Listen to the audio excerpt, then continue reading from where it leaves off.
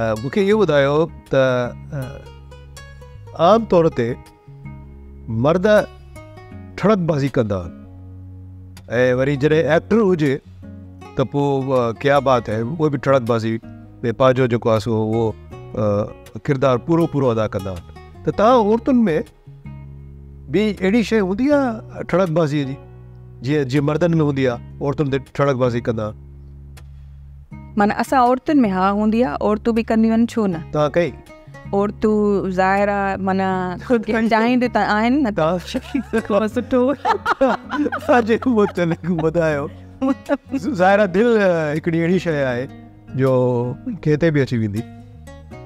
तव्हांखे ख़बर अथव छा, ओॾी महिल मुंहिंजो क्रेज़ हूंदो, तव्हां मुंहिंजा पुराणा ड्रामा ॾिसो न, अनफॉर्चुनेटली असां एॾो कमु कयो उहो रिकॉर्ड किथे आहे?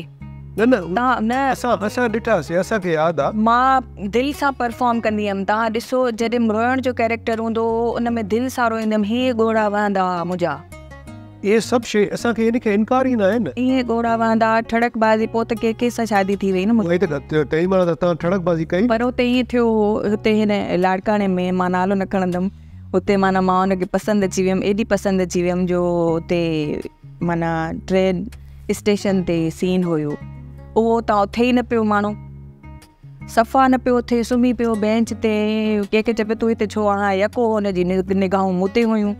मां रिकॉर्डिंग कयां पई त उहो रुगो मूंखे पियो ॾिसे, मां सीन करे न पई सघां। कंहिंखे चए पियो छो नथी करे, छो एॾा रीटेक छो थी ॾे, एॾा रीटेक जो नेट मां चयो, मां चयो हिनखे हितां उथारियो, यको मूंखे त कंहिंखे चए तूं हिते छो वेठो आहे, अब उहो ढीठ थी वेही रहियो, चए पियो मां न उथंदमि, चई मां न उथंदमि, झेड़ो थी वियो। शबीर संजराणी हुयो, उहो बि हा कैमरामैन हुयो, त चए पियो न मां हितां न उथंदमि। कंहिंखे चयुसि बाबा हुतां उथी गोड़ कयईं, लाइट्स ऑफ करायईं, कैमरा बंदि कयईं, चई बसि रिकॉर्डिंग नथा कयूं। प्रोग्राम शतरंज जा तमामु एपिसोड्स ॾिसो हाणे HD क्वालिटीअ में।